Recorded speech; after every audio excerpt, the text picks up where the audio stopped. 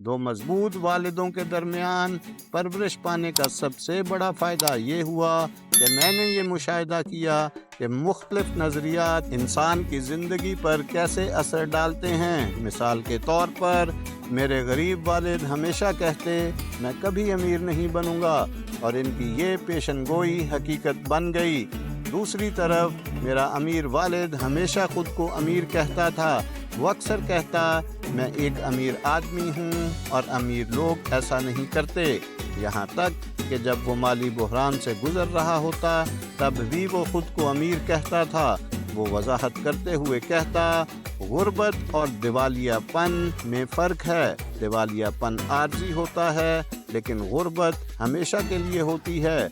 मेरा गरीब वालिद कहता मुझे पैसों में दिलचस्पी नहीं है या पैसा कोई ख़ास चीज़ नहीं है, जबकि मेरा अमीर वालिद कहता पैसा ताकत है।